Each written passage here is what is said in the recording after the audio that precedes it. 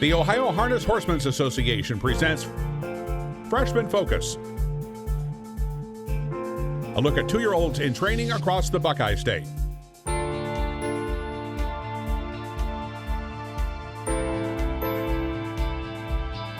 Freshman Focus is presented by Eldorado Scioto Downs.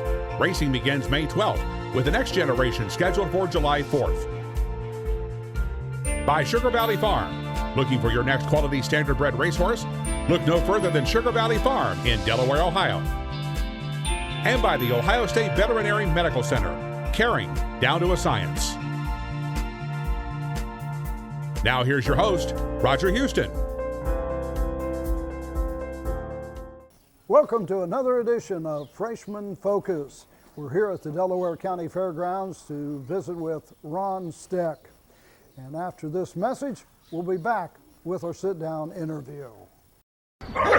Athletes, they come in all shapes and sizes. They catch, they leap, they run. Some athletes even come with 4 legs and paws and hooves. When these beloved family members need care, remember the Ohio State Veterinary Medical Center. Ohio State experts wrote the book on exceptional animal care and know how to get our best friends back on their feet. The Ohio State Veterinary Medical Center. Back here on Freshman Focus with trainer Ron Steck. Ron Steck, large stable of horses here at the Delaware County Fairgrounds and a large number of 2-year-olds. Ronnie, welcome to the broadcast today. And 12 2-year-olds, all Ohio breds. Is that about the right size for your stable? Yeah, that was a good number. We, like I said, we tried to, buy better stock, and we went to a lot of sales this year, and we got them. I think we got a nice bunch. We'll just have to wait and see. I mean, I know everybody at this time of the year thinks they got the best one, but I think we got a couple nice ones in here. I see of your 12 horses, you got 3 trotters and 9 pacers. I thought you were always a trotting trainer. Yeah, I still like it. I mean, the trotters, they got to go almost as fast as these pacers nowadays, and but the 3 trotters we got, I think, are okay. So the pacers, we'll just wait and see. Last year, if I remember correctly, you sent all your horses to the Amish to be broke. This year, you broke a few on your own, didn't you? Yeah, we had some homebreds that was handled a lot, and I think we broke 5 or 6 here, and then we sent the rest up there. But I only have a couple guys that can help me do that, so that sometimes creates a problem. So if we get a tough one, we just send them up there and let them do it. Do you find the homebreds are a bit easier to break? The farms do a great job. I mean, most of the time, the ones that come through the sale are the easier ones to break. The homebreds sometimes don't get handled as much, but like I say, I have all my homebreds right out here at Sugar Valley Farms, and they do a good job, and they handle them a lot, and so they were as good or better than the ones from the sale. Overall, how large of a stable does Ron Steck have? We have 25. 25? Yep.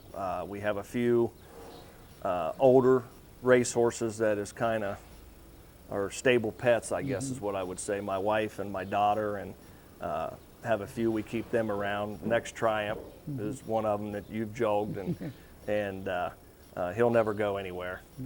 He's got a home for life. So, and then we have some 3-year-olds that are coming back, and I got one really nice 3-year-old trotting colt that's PA bred. But he won 55 as a 2-year-old last year, and I like him. The process of training these young horses, is it a bit more challenging with the trotters? Nowadays they're just naturals. They either got it or they don't, in my opinion. Now, yes, you can tweak them here and there and shoeing changes, things like that, but the trotters are way different than they used to be when I used to drive. You had to set up and drive. These things now, they just go. Excuse me for asking, but have you reached the point in age where you're going to drive a few, or are you just going to sit back and watch all the action? Yeah, I don't drive much anymore. You know, I leave that up to the guys that do it every day. Yeah. You know, if I'm driving one, it's probably because we got a problem. Yeah. So them guys do a great job. There's a lot of guys out there. Last year, if I remember correctly, your horse won the very first county fair race in the Buckeye State last year, I believe up at Paulding. Yes. Started all the action. Did you have a rather decent year or a good year with your 2-year-olds last year? Decent. I didn't have a top sire stake hold or anything like that. We started a few in the sire stakes. I had some decent Buckeye horses that were okay, but overall they were just okay, you know. You mentioned the Buckeye. It's really tough racing in the Ohio Sire Stake program because there's so many good ones and such. But the Buckeye Stallion Series is a big thing in the state of Ohio. Yeah, I love it. I mean, you know, if you can't be 1, 2, 3 in the sire stakes, you know, and you know you can get money or be close. You know, you can go to the Buckeye and make money, and you know that's what it's all about with the owners. You know, I mean they don't want to be fifth. Yeah. You know, they want to win. Yeah. You know, so we look at that a lot after qualifiers and stuff, and we just try to put them where we can make money. Understand you got one nominated to the next generation. Yep, we put a spot in for the 2-year-old Payson Colts, and we'll see, you know, if we get that spot, you know, and then we got to get the horse there, you know. So that's the challenge. And if things don't go right, I guess you can always sell the spot right before the entry deadline. You can always sell it. We actually had one last year. A couple of my owners bought a spot for a 2-year-old filly, and we ended up not having anything good enough, and they sold it. So yeah, there's always somebody out there wanting one of those. So I want to thank Ron for sitting down and talking with us for a few minutes here. And after these important messages, we'll come back in the barn and go to each individual stall and find out a little bit more about each and one of the 2-year-olds in training for Ron Steck.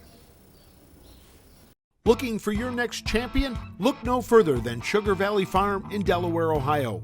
Sugar Valley's lineup of stallions include world champion Down by the Seaside, Lather Up, the fastest horse in harness racing history, Little Brown Jug champion, Well Said, Catch the Fire, Marseille, plus the newest stallion of the Sugar Valley lineup, Mission Accepted, and returning to Sugar Valley Farm, Creatine.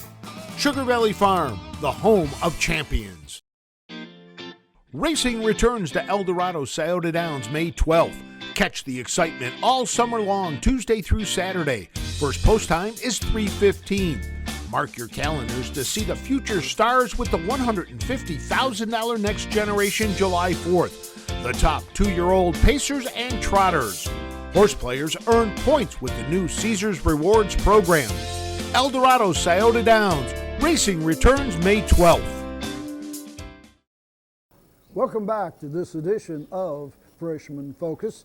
We've had our interview with Ron, and now we're going to go to each individual stall and take a closer look at some of the 2-year-olds in the Ron Steck operation.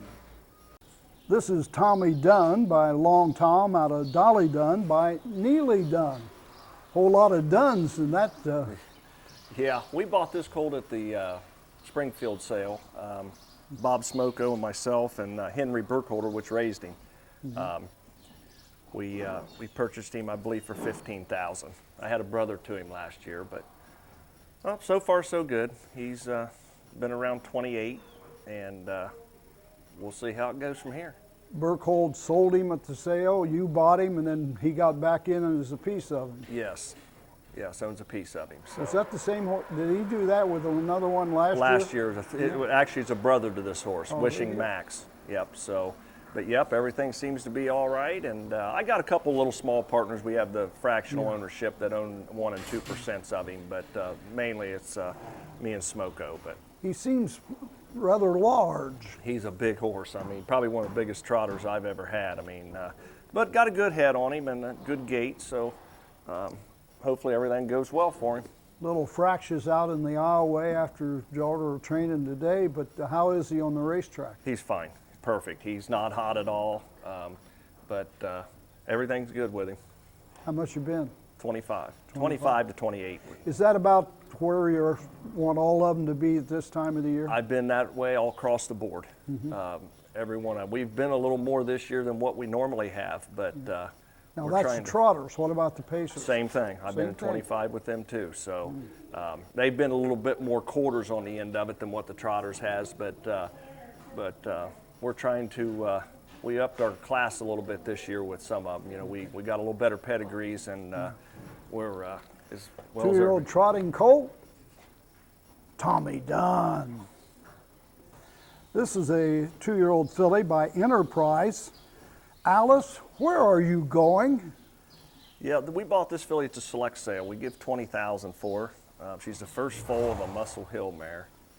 I really like her. She's kind of hit a little plateau. She got a little knee sore. We backed off.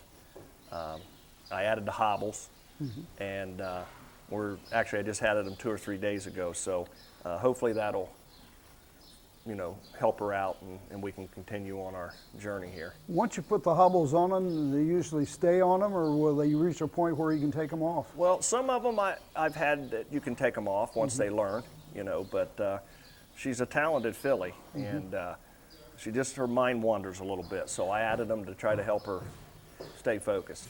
Theoretically, a lot of people think that the hobbled trotters go a bit slower than the ones that don't wear the hobbles. You ever heard that? My theory of it is they got to trot to make money. So if you got to put them on, you got to put them on, and if it takes a second away, then that's just the way it goes. But they got to trot to make money. Who owns this filly? Amanda Allender, myself, Jeff Brees, and Bob Smoko, a good buddy of mine. Yep. Do you like to own a piece of almost everything? I do. Yeah. I do, and that's kind of our. It stinks at the beginning, because you got all these things here, but at the end of the road, if you catch a good one, it works out. How's Alice been doing? She's fine. Yep. Like I say, we backed off a little, so she hasn't trained for a week, but she'll train back this weekend, and she's been right around the 30 mark with. So. Alice, where are you going? Ron says the winner's circle. We hope.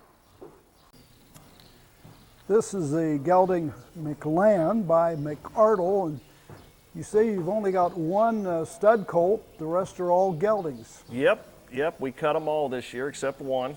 He's one that actually has been castrated. So he's owned by Rita Condit and my wife. I had a brother to him. That was a nice horse.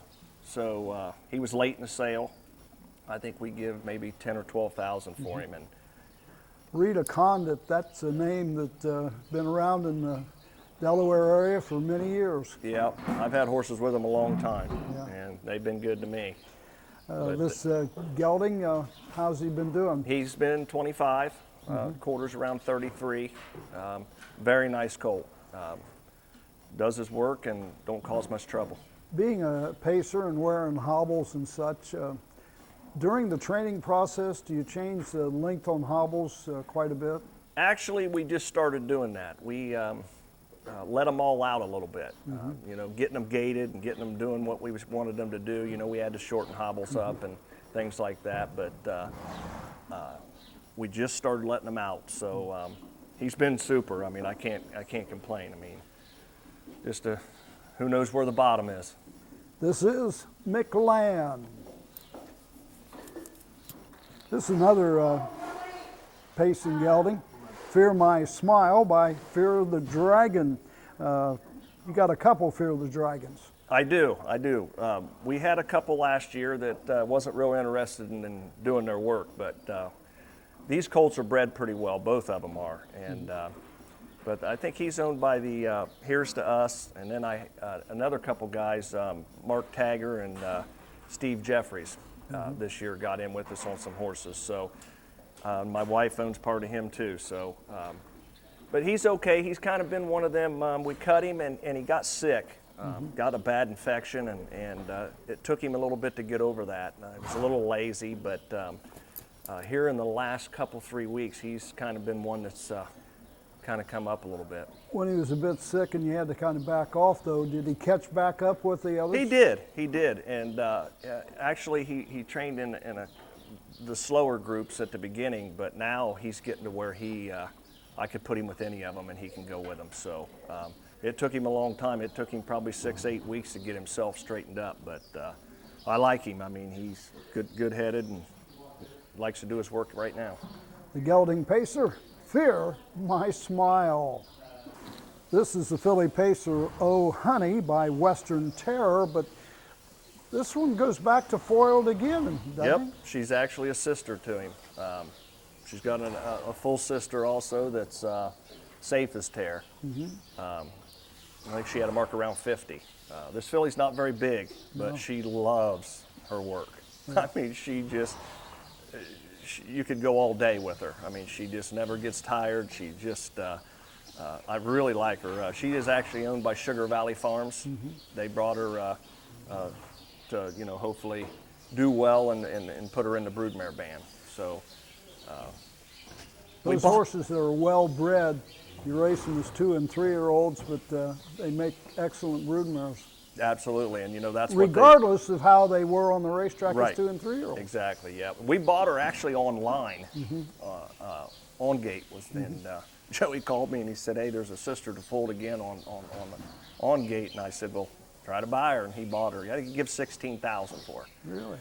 So I thought that was a pretty good buy. Do you find you get cheaper prices on gate or at the sales? Well, sometimes I think they slip through the cracks on there. I mean, it's just like him. If he wouldn't have been on there that day, we'd have never got her. Yeah. So why, I don't know why she was on there. I mean, I would have thought you'd want to put her in a public sale where, maybe Ronnie Burke would want to see her or, somebody like that. And, but we got her. Maybe her size was that factor. Absolutely, and it probably was, but her sister was the same size as her. Yeah. And, but she's a nice filly. She's been at 25 and she's nice. Oh, Honey. This is a gelding, somewhere vintage, Western vintage, and you got 2 Western vintages. Once again, this one looks pretty good size. Yeah, this is actually a first foal out of a Some Beach Somewhere mare that I trained, Somewhere Sweet. She was a nice open mare. And my friend Barb Miller, which I trained for her husband, he's passed. And she told me that she was getting out of the business, but she was going to keep this horse first foal out of him for me to train for. So he's a really nice big colt. I mean, he's good gaited. We'll see, but his mommy was really a nice mare. The bigger they are, does it correlate to their knees and such? They're spread out more to a degree? Yeah, I think so. I mean, when they get to be this big, normally they're an early foal, and he was an early foal. So, they can develop a little bit more. Now, if he was this big in a June foal, I think he maybe not be developed as well. But now, you don't mean when they foaled they were bigger, but they got a head start on the rest that foaled later. Absolutely. Like if he's a January, I think he's a late January, and he's got 4 or 5 months on the rest of them. But does that carry over to the racing aspect when they get to the track? I don't think it can hurt anything. I mean, you get one that's a little underdeveloped. I mean. But I really like him. I mean, he can roll. He's a nice colt. You mentioned all of them around 225 and such. What kind of final quarters are we talking about? The pacers, I've been halves in 6 or 7, really? Quarters in 32. I mean, the trotters, they're not quite that, yeah. But these pacers, they're getting to where they can go, So we're going to start dropping here pretty quick. We're going to try to have some of these things ready for, the early stuff, and we'll see what happens. Somewhere Vintage, gelding by Western Vintage. This is a gelding pacer, Rock Artist, the only pet rock that you have. I did. Actually, a guy owns him that trains with me, Roy Thacker. He actually bought him from Midland Acres Private. And we had a little trouble with him at the beginning. He was crossfire and things like that, but we added a head pole, changed his shoeing a little bit, and he's training with a couple of our better sets now. So I got to ask you, did you privately buy him before or after the sale? afterwards. Afterwards. Yep. They had a little auction down there, and he bought him. He's all right. I mean, like I say, he's coming good. Has he done everything that you want him to do? He is now. At the beginning, he wasn't. Yeah. But I trained him a couple times. Roy takes him himself most of the time, and we had troubles like he didn't want to just go, you know. So he had to go through a little action to get his mind right. So he's starting to come around. He's good now. Yep, he's very good now. I love the name, and I think a lot of other people will too when they see his name on a program. Rock Artist. This is a Fear of the Dragon gelding. High praise. Will he get high praise, you think? Well, I'll tell you, he's kind of been a chore, this guy. He was a really ornery stud colt, and it'd take two of us to get him ready. So we had to cut him, and he's still ornery, but he's first foal, and the mare has a world champion in the second dam. He's a really nice horse. I mean, How long ago did you geld him? Well, he's been gelded about 4 months, but as well as you can see, it acts like he still got him. Yeah, but he was terrible. I mean, he'd hurt you, and but he is okay now. So you know, and he's another one you can't get tired. He just for a Fear of the Dragon, he's got a great attitude, and Is he listed as a black? I can't answer that. I'm assuming, you know, there's He's not one very of the many darkest that do, horses yeah. I've seen this Yeah. year anyway. But he's something else, I'll tell you. But he's getting fun now to train because he's one of the ones that can just get down the racetrack pretty good. He's got a little way to go to catch up with his name, High Praise. Yeah. This is the only colt that's in the 2-year-old category here, down by the seaside, Cross Creek, and he is a full brother to Gulf Shores. Gulf Shores. Yes. He was a homebred. Billy and Joey own him, and I bought a piece of him.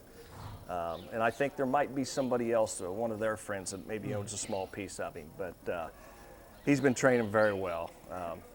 You know, Do you think he'll live up to his full brother? Well, he's got big standards there, but I can't say anything bad about him at this point. You know, he does his work, and he's a really good-bodied horse, good gaited, good size. Yeah, and we'll see how it all comes. But I was glad that when I got the call that they wanted me to buy a piece of him, you know, because again, you could take stock to beat them nowadays. So. At least we had something to start with. I'll say one thing though, you got a full brother to Gulf Shores, so he's got one step on everybody else, but you got to get the job done. I got to get it done. We actually put in to buy a spot for the 2-year-old Payson colts. You know, if he turns out good, you know. So he's nominated to the next generation? We put in our money. Yeah. So just nominated right now. And if you know we get that spot and he's won, then you know that's what we're shooting for. You know. So, and you know if he's good and somebody wants him, then they'll own him. Full brother to Gulf Shores. This is Cross Creek. This is a filly pacer, Dottie's Seashell, down by the seaside. Is she a classic down by the seaside? You know what, this filly here is owned by me and my buddy Jeff Brees, and we own the mare. We raised this filly. She's had 2 other ones. Both were nice horses. They raced and done okay. We decided to breed her to Seaside. I love her. I mean, she's probably my you know, she can go. I mean, so you got some high hopes for this one. So far, yeah. You know, I mean, I hate to do that and say that because, you know, you never know, but she just loves to do her work, and none of the rest of them's been very nice to be around. She's just a sweetheart. So she's really a homebred. She's a homebred, yep, and, you know, keep her fingers crossed. You know, she, some of the filly I had last year, she was a McCardle. She hit a knee.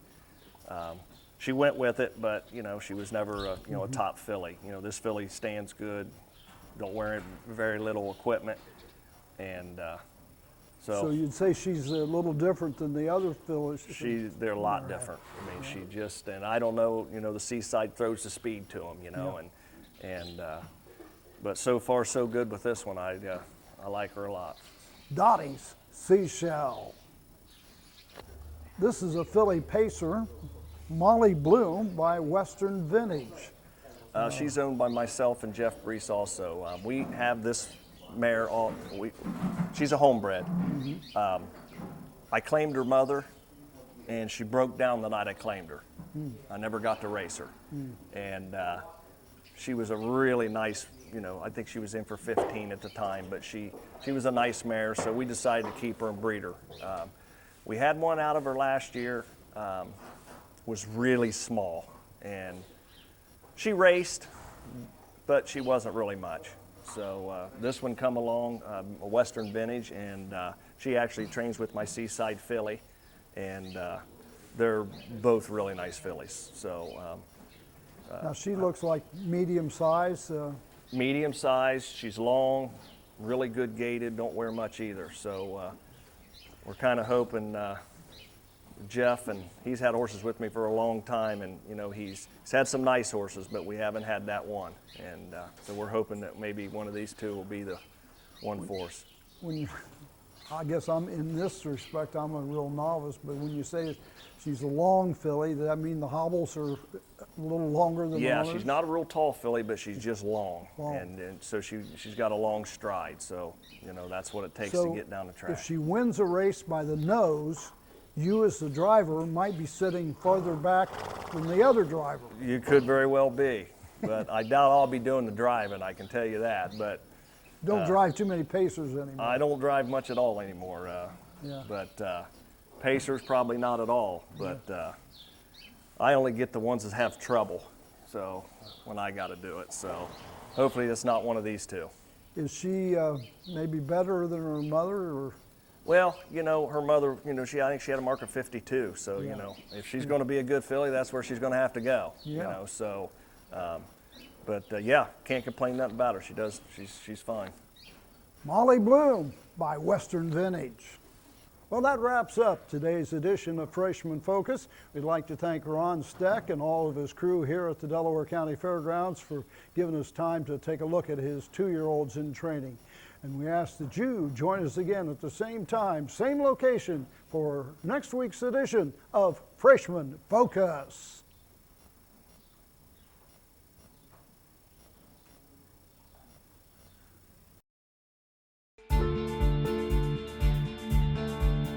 This has been Freshman Focus, a look at 2-year-olds in training across the Buckeye State.